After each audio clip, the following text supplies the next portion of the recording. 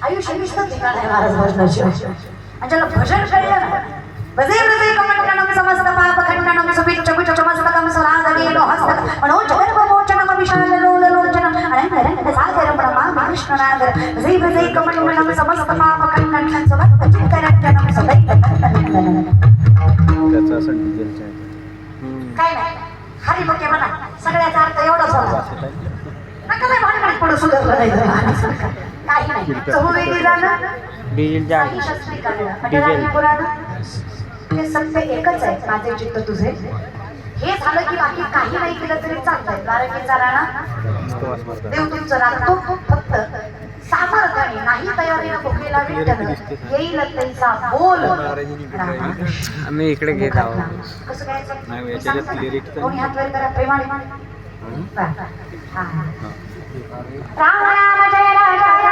राम राम जय सीताराम राम राम जय राम राम जय सीताराम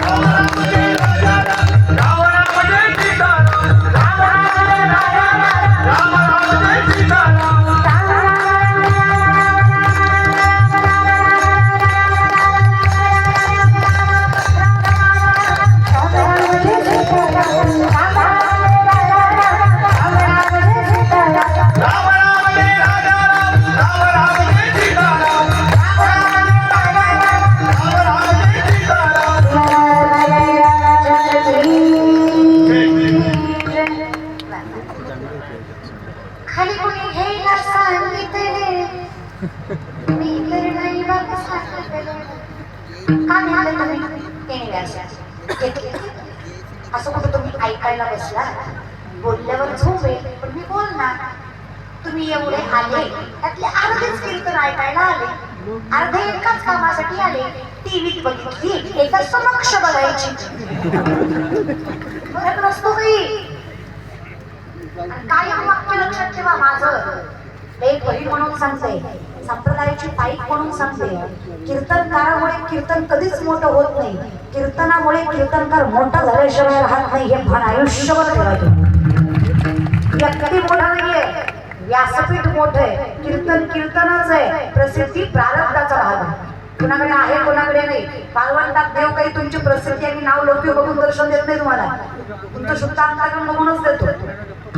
आणि अजून एकदा सांगते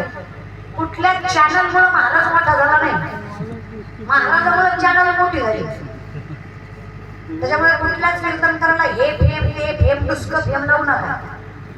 महाराज सगळ्यात मोठा पदवीधर आहे हरिभक्तपणाने हे त्याच्या आयुष्यातलं सगळ्यात मोठं वैभव आयुष्यात त्याला मिळवलं त्याला दासत्व स्वीकारलं हे सगळ्यात मोठं